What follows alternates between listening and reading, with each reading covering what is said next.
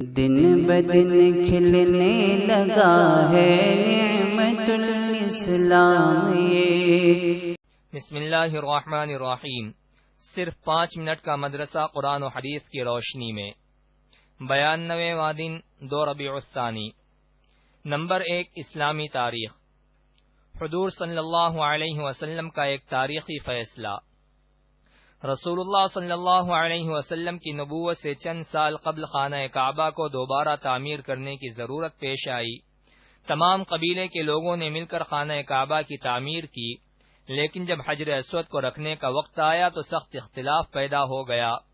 ہر قبیلہ چاہتا تھا کہ اس کو یہ شرف حاصل ہو، لہذا ہر طرف سے تلواریں کھنچ گئیں اور قتل و خون کی نوبت آ گئی۔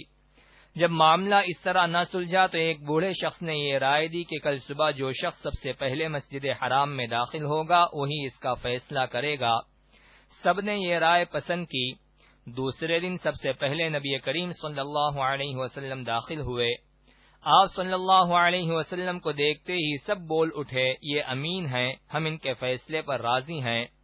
آپ صلی اللہ علیہ وسلم نے ایک چادر منگوائی اور حجر اسود کو اس پر رکھا اور ہر قبیلے کے سردار سے چادر کے کونے پکڑوا کر اس کو کعبہ تک لے گئے اور اپنے ہاتھ سے حجر اسود کو اس کی جگہ رکھ دیا۔ اس طرح آپ صلی اللہ علیہ وسلم کے ذریعے ایک بڑے فتنے کا خاتمہ ہو گیا۔ نمبر 2، حضور صلی اللہ علیہ وسلم کا معجزہ۔ 100 سال کی عمر میں بھی بال سفید نہ ہونا۔ عمرو بن ثعلبہ جہنی رضی اللہ عنہ کہتے ہیں کہ میں نے آپ صلی اللہ علیہ وسلم سے مقام سیالہ میں ملاقات کی۔ میں نے اسلام قبول کیا تو آپ صلی اللہ علیہ وسلم نے میرے سر پر اپنا دست مبارک رکھا۔ چنانچہ حضرت عمرو رضی اللہ عنہ نے 100 سال کی عمر میں وفات پائی، لیکن سر اور چہرے کے جس حصے پر آپ صلی اللہ علیہ وسلم نے اپنا دست مبارک رکھا تھا وہاں کے بال سفید نہ ہوئے۔ نمبر 3، ایک فرض کے بارے میں۔ فجر اور عصر پابندی سے ادا کرنا۔ رسول اللہ صلی اللہ علیہ وسلم نے فرمایا، ہرگز وہ آدمی جہنم میں داخل نہیں ہو سکتا جو سورج نکلنے سے پہلے فجر کی نماز اور سورج غروب ہونے سے پہلے عصر کی نماز پڑھے۔ نمبر 4، ایک سنت کے بارے میں۔ دنیا و آخرت میں عافیت کی دعا۔ رسول اللہ صلی اللہ علیہ وسلم نے فرمایا، بندے کی اپنے رب سے مانگی جانے والی دعاؤں میں سب سے افضل دعا یہ ہے، اللہم انی اسألک المعافات فی الدنیا والآخرہ۔ ترجمہ، اے اللہ میں دنیا اور آخرت میں تجھ سے عافیت و بھلائی کا سوال کرتا ہوں۔ نمبر 5، ایک اہم عمل کی فضیلت۔ عورتوں کا چند باتوں پر عمل کرنا۔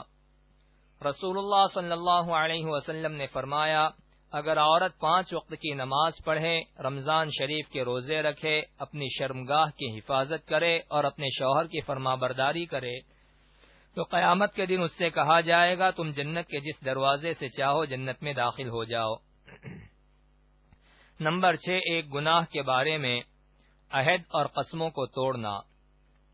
قرآن میں اللہ تعالیٰ فرماتا ہے، یقیناً جو لوگ اللہ تعالیٰ سے عہد کر کے اس عہد کو اور اپنی قسموں کو تھوڑی سی قیمت پر فروخت کر ڈالتے ہیں تو ایسے لوگوں کا آخرت میں کوئی حصہ نہیں، اور نہ اللہ تعالیٰ ان سے بات کرے گا اور نہ قیامت کے دن رحمت کی نظر سے ان کی طرف دیکھے گا اور نہ ان کو پاک کرے گا اور ان کے لیے دردناک عذاب ہوگا۔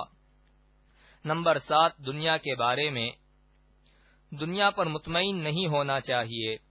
قرآن میں اللہ تعالیٰ فرماتا ہے، جن لوگوں کو ہمارے پاس آنے کی امید نہیں ہے وہ دنیا کی زندگی پر راضی ہو گئے، اس پر وہ مطمئن ہو بیٹھے اور ہماری نشانیوں سے غافل ہو گئے ہیں۔ ایسے لوگوں کا ٹھکانہ ان کے اعمال کی وجہ سے جہنم ہے۔ نمبر 8، آخرت کے بارے میں۔ قیامت کا منظر۔ رسول اللہ صلی اللہ علیہ وسلم نے فرمایا، اگر آخرت کے ہولناک احوال کے متعلق تمہیں وہ سب معلوم ہو جائے جو مجھے معلوم ہے تو تمہارا ہنسنا بہت کم ہو جائے اور رونا بہت بڑھ جائے۔ نمبر 9، طب نبوی سے علاج۔ شہد سے پیٹ کے درد کا علاج۔